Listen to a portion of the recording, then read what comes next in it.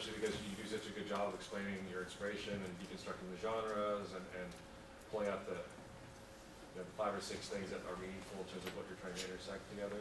And then I was sitting here wondering the whole time, is it going to be cute? Is it going to be, I mean, is he showing me Pokemon at the very end of this?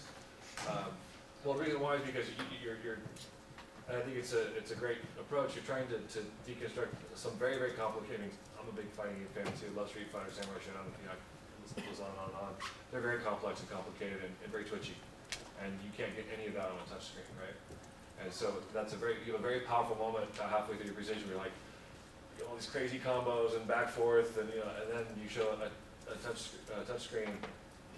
And you don't make a big deal out of the fact that you can't do any of that stuff on a touchscreen. And so what I've done is I've taken something as simple as Pong, which is about just moving. I think you have a really good story to tell there. It just needs a little bit of a better link together and a little more of a powerful moment.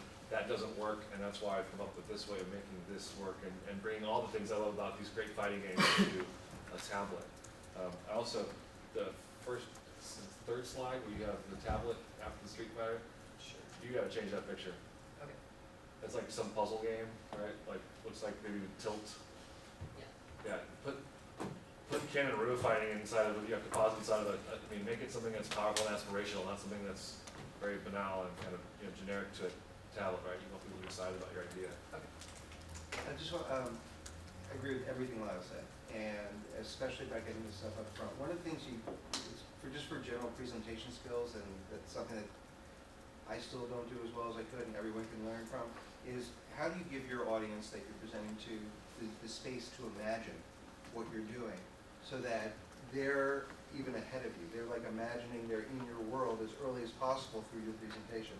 If these slides were like, the 4th slides that I saw, that'd be great. You obviously have a very strong analytical mind, and the way you've broken down and thought about this is clever.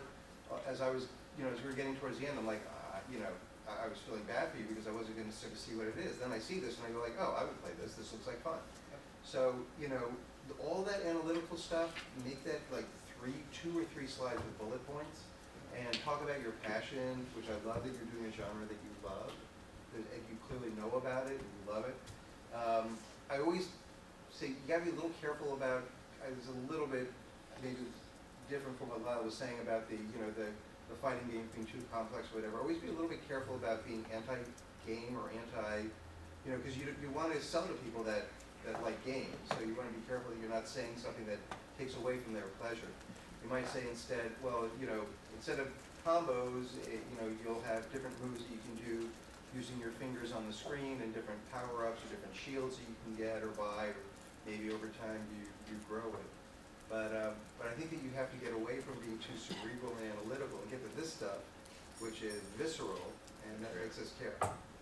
Yeah, just to clarify the Pokemon thing, that's what I meant. I was guessing, since you were breaking this down to something that was more simplified, less twitchy, less complex, but still had that fun fighting thing. It was like, I was trying to guess at what it would look like or be like, and that's, again, what Mark said. You've got some really cool visualizations. Put them up and then take a breath. Give people the time to absorb it. Walk them through what they're seeing over there. Yeah, this one I get. The one before, I was like, the guy in water, I want to know about your game, and I didn't get to hear it. Let me summarize. Be aggressive. Come out with, your move up front. Everything else is defensive. You start off sort of like, well, these are all the complexities, this is that. Say you love fighting games, and the failure has been that tablets and touchscreens have not done a very good job of making them fun. Yeah, but I've got it, right? That's the aha moment. That's when you pay it off with these graphics, and then you save all the other things for questions afterwards. Or if somebody says, "Why are you doing a fighting game?" Because those can't be. You know what I'm saying?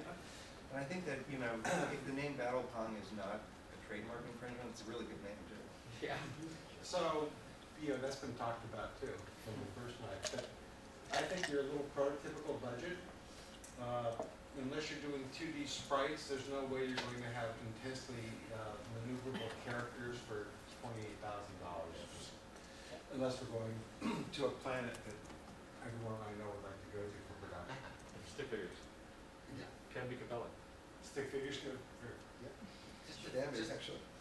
throw in one last comment on top of what's already been said is that's usually a really good formula.